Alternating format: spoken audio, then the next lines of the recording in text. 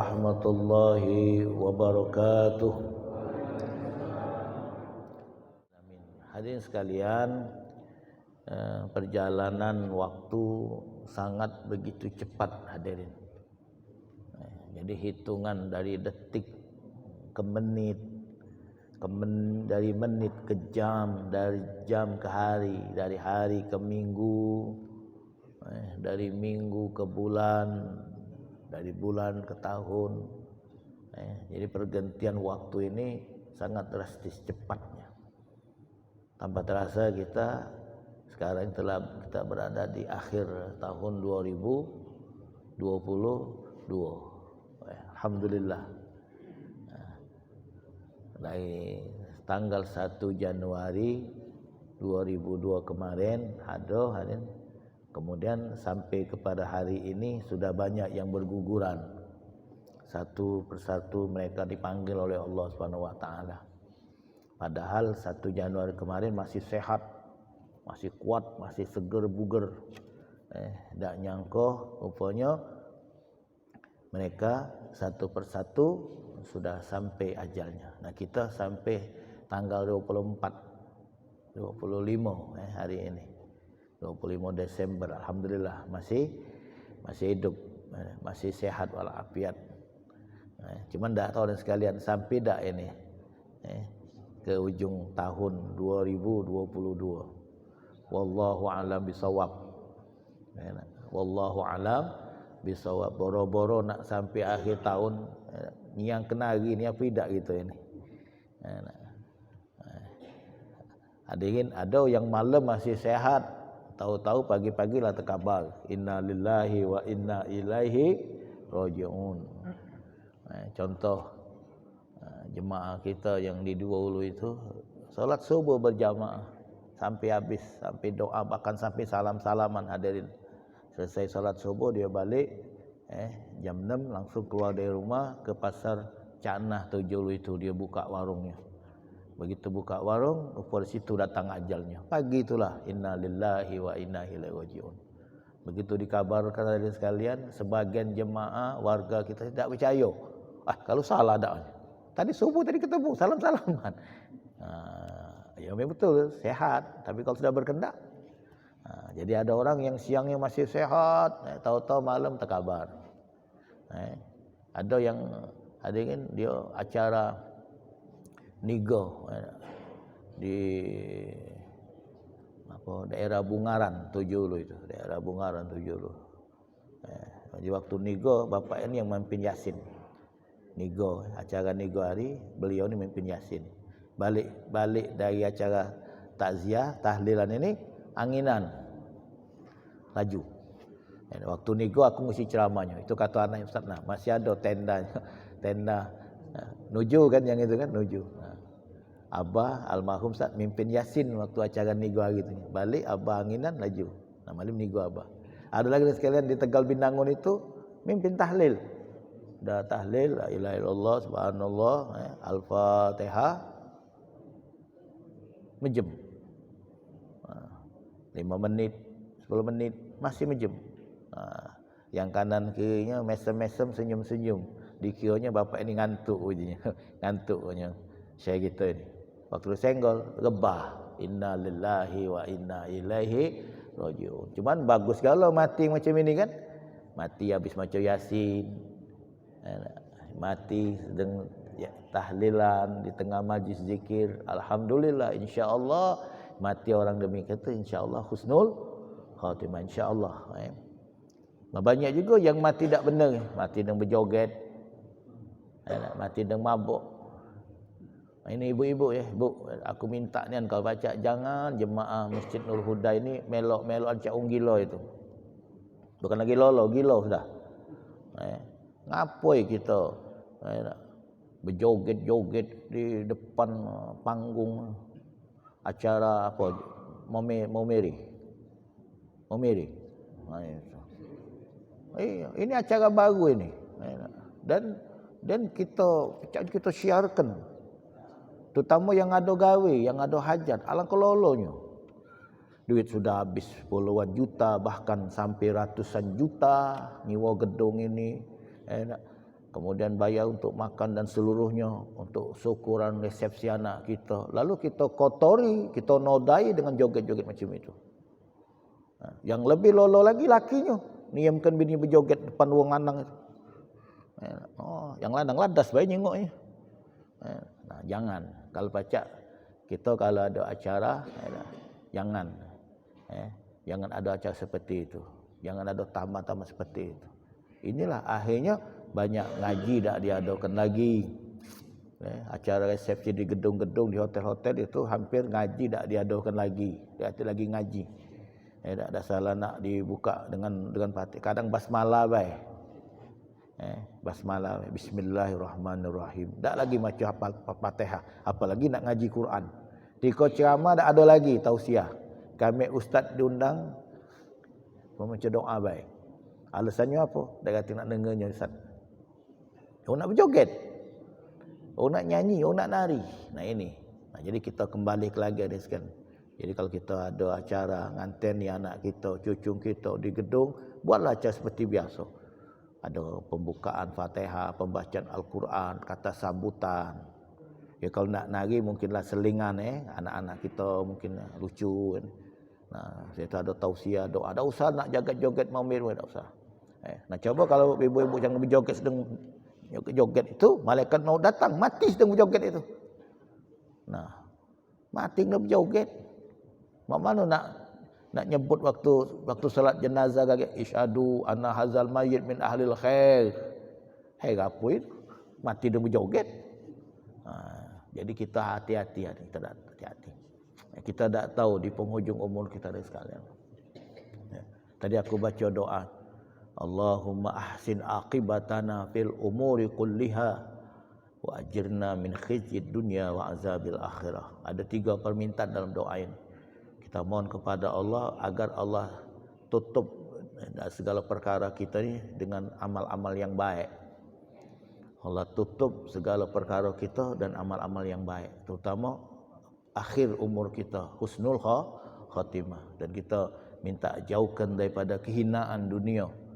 Jangan sampai kita terhina walaupun miskin tak apa-apa, tidak punya apa-apa, tak apa-apa.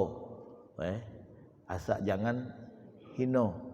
Hina dalam pandangan manusia beda lemak, apalagi hina dalam pandangan Allah Subhanahu wa taala. Dan yang ketiga, kita berlindung kepada Allah, minta jauhkan daripada azab akhirat, azab api neraka Jahannam. Yang 3 ini. Jadi kita minta kepada Allah agar tahir apa yang kita lakukan ni dalam perkara hidup kita ni khair, baik sekalian. Kalaupun nanti kita bakal meninggalkan komplek ini, pindah ke komplek lain atau pindah ke daerah lain, akhirnya kita tu baik, bagus, sehingga ada kesan yang sangat indah. Kalaupun kita nanti pensiun, kalau masih bekerja sini, masih pegawai, akhir pensiun kita selesai. Kita pegawai itu memang sudah habis masanya, umurnya, bukan dipensiunkan, bukan disetopkan, memang sudah waktunya. Apalagi waktu kita menghembuskan apa yang terakhir, pada waktu itu kita mengakhiri hidup kita dengan amal-amal yang baik, amal-amal yang soleh. Setidak-tidaknya kita akhiri hidup kita dengan kalimat La ilaha illallah. Ini hadirin sekalian. Ini kita tak tahu umur. Kita tak tahu mana sekalian. Sebab ada 6 perkara yang disembunyikan oleh Allah Subhanahu wa taala. Di dalam 6 perkara. Allah sembunyikan ridhonya di dalam amal yang baik. Maka kita tidak boleh menyepelekan amal-amal yang baik. Mungkin amal itu yang kita anggap amal tidak apa-apanya itu, sedikitlah dia. Rupanya di situ ada ridho Allah Subhanahu wa taala. Nah, kalau Allah sudah ridho kepada hamba-Nya, amal yang sedikit jadi banyak. Amal yang kecil jadi besar, karena Allah sudah ridho. Sebanyak apapun dosa dia, diampunkan oleh Allah Subhanahu wa taala. Sebab dalam hidup ni kita cari ridho Allah. Orang masuk surga itu syaratnya dapat ridho dulu. Aman tak diridho oleh Allah, tak masuk surga. Allahumma inna nas'aluka ridhaka wal jannah. Minta ridho dulu baru surga. Nah, di mana letak ridho Allah? Rupanya Allah sembunyikan ridhonya ni di dalam amal yang baik. Maka kita tidak boleh nyepelekan amalan yang baik. Lalu yang kedua, Allah menyembunyikan kemurkaannya, kemarahannya. Nah, di mana? Di dalam perbuatan maksiat. Maka kita jangan anggap enteng maksiat. Dosa kecil juga. Yang mana dosa kecil itu? Aku sampai sekarang tak tahu yang mana dosa kecil itu. Karena Nabi Uzair alaihi salam pernah dapat pesanan dari Allah. Apa pesan Allah? Ya Uzair, kalau kau berbuat dosa kecil, jangan kau pandang kecilnya dosa itu, tapi pandanglah kepada siapa kau berbuat dosa itu. Nah, ini nabinya, Nabi Allah Uzair, seorang nabi ada sekarang kita tahu maksum. Nah, ini peringatan Allah untuk kita semua. Jadi kalau kita berbuat dosa, walaupun kita ya dosa kecil, tapi kita harus berpikir, kita harus pandang kepada siapa kita berbuat dosa itu. Nabi SAW menjelaskan seorang mukmin apabila berbuat dosa, walaupun dosa itu dosa kecil dalam pandangan Allah, tapi dirasakan oleh orang mukmin seperti ditimpa gunung, beban beratnya. Karena itu dalam pandangan Allah cuma dosa kecil, tapi dianggap oleh orang mukmin seperti perasaan ditimpa oleh gunung. Sedangkan orang munafik berbuat dosa kepada Allah, walaupun itu dosa besar, perasaan dia sama seperti pipi dihinggap oleh lalat. Sama seperti pipi dihinggap oleh lalat. Mayubali, dia tidak pernah peduli. Kita kan sering dihinggap oleh lalat, ada kan? Pernah tak kita peduli dengan lalat yang nempel di pipi kita itu? Lalat yang nempel pipi aku itu, lalat apa? Lanang apa betina itu? Siapa nama? Lalat tinggal di mana? Tak pernah hirau kita. Kita buang, tertepis, dia terbang, sudah. Nah, orang munafik seperti itu. Kalau berbuat dosa kepada Allah, dia tak pernah peduli, tak pernah khawatir, tak pernah takut. Kalau mati bakal husnul khatimah, kalau nanti dia mati bakal diazab dalam kuburnya, dan di akhirat bakal Allah masuk ke neraka, tak pernah hirau dah itu. Itu orang munafik. Nah, waliyazubillah. Jadi Allah sembunyikan kemurkaannya di dalam perbuatan maksiat. Maka kita jangan anggap enteng maksiat itu. Yang ketiga, Allah menyembunyikan para walinya, kekasihnya di antara orang-orang yang beriman. Nah, di antara kita orang beriman ada walinya, wali Allah. Wali Allah. Nah, wali ini hadirin sekalian tersembunyi, la ya'rifu wali ila wali. Tidak mengenal itu wali kecuali wali. Wali itu ya Allah sembunyikan, wallahu alam bagaimana keadaannya, pakaiannya. Jangan kita kira wali itu kalau pakai sorban, Ustaz Nurdin ini pakai gamis, pakai salij wali ni, belum tentu. Atau kita nyengok orang nak pakai kopiah resem, lah koyak-koyak pula. Duduk nyendeng. Pakai baju yang sudah buruk, kain buruk, sandal jepit. Kita anggap orang ini tak kata apa-apanya, rupanya itu wali. Wallahu alam. Allah Allah. Makanya kita jangan sekali-kali suuzon kepada orang-orang beriman. Khawatir kalau lagi orang itu adalah wali. Tak boleh kita jadi orang beriman, tak boleh. Takut. Takut kalau itu wali. Sebab man ta'azza waliyan, man azza waliyan faqad azantu bil harb. Siapa yang memusuhi waliku kata Allah, maka aku nyatakan perang kepada mereka itu. Nah, kalau kita tahu hadirin, menurut khabar dari fulan bin fulan sudah masyhur ini, orang ini adalah wali hadirin, orang yang adalah wali, lalu kita datang berziarah ke tempat beliau ini, walaupun wali Allah ini sudah meninggal. Banyak kalau sudah meninggal, contohnya kalau di tempat itu Kiai Merogan. Kiai Merogan itu awliya Allah, wali. Nah, jadi barang siapa yang berkunjung ke tempat wali, baik wali ini masih hidup ataupun sudah meninggal, dia datang ke tempat wali ini, walaupun cuma sebentar, sekiranya atau sekedar memecahkan telur. Nah, ibu-ibu, kalau kita mecahkan telur itu berapa menit mecahkan telur? Waktu yang sangat singkat mecahkan telur. Jadi walaupun cuma mecahkan telur, walaupun lamanya itu sekedar memecahkan telur. Mecahkan telur, kita duduk di hadapan wali, baik wali ini masih hidup atau sudah meninggal. Nabi mengatakan itu lebih baik daripada engkau beribadat kepada Allah sampai badanmu terpotong-potong. Saking. Nah, jadi kalau ini wali, kita datang, kita berkunjung, kita ziarah. baik wali ini masih hidup atau sudah meninggal, dengat baik jadilah. Maka itu lebih afdal, lebih baik daripada kita beribadat kepada Allah sampai badan kita terpotong-potong. Nah, jadi Allah sembunyikan walinya ni di antara orang beriman. Maksudnya agar kita jangan suuzon kepada orang beriman. Lalu yang keempat, Allah Subhanahu wa taala menyembunyikan malam Lailatul Qadar. Allah sembunyikan malam Lailatul Qadar di malam apa? Di malam-malam bulan Ramadan. Nah, yang jelaskan hadisnya di malam-malam bulan Ramadan itu ada satu malam yang lebih baik daripada malam Lailatul Qadar. Nah, ada tak yang pas malam siang tak tahu itu. Pokoknya ada kan? Ada itu. Nah, kita ni kadang nak meci malam-malam akhir Ramadan, 10 akhir Ramadan. Ada lagi nak meci malam ganjil-ganjilnya. Jadi kalau malam ganjil dia solat tarawih. Aman tak ganjil, genap, tak datang dia. Nah, yang jadi masalah tu mak mana andai kata Muhammadiyah dengan pemerintah tidak sama satu Ramadannya. Misal Muhammadiyah sudah puasa dulu, pemerintah belum menetapkan satu Ramadan. Nah, berarti ada sekalian, ada yang genap, ada yang ganjil. Muhammadiyah ganjil, pemerintah genap. Kalau pemerintah ganjil, Muhammadiyah genap. Nah, jadi bingung kayak malaikat turun ni ini ganjil ini. Ganjil, pemerintah ganjil. Tapi kata malaikat yang sikap itu, tapi Muhammadiyah ini genap punya. Berarti yang turun dulu kita. Jadi insya-Allah turun, turun. Mungkin malam sebelum malam akhir 10 Ramadan itu bisa jadi.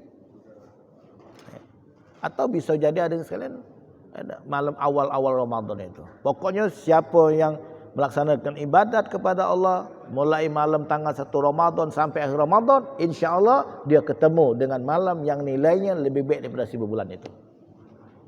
Nah, kemudian yang kelima, Allah menyembunyikan salatul wusta di antara salat 5 waktu. Hafizu 'alas salawati was salatil wusta. Salatul wusta ni salat pertengahan. 5 waktu, jagalah solat 5 waktu dan solat wusta. Maksudnya solat wusta itu solat pertengahan. Hadirin, fungsinya ini apa ini? Penentu. Maksudnya kalau orang itu solat 4 waktu, 4 waktu dia solat, 1 waktu dia tinggal. Nah, kalau yang tinggal ini kebetulan solatul wusta, maka 4 waktu yang dilaksanakannya tidak diterima oleh Allah Subhanahu wa taala.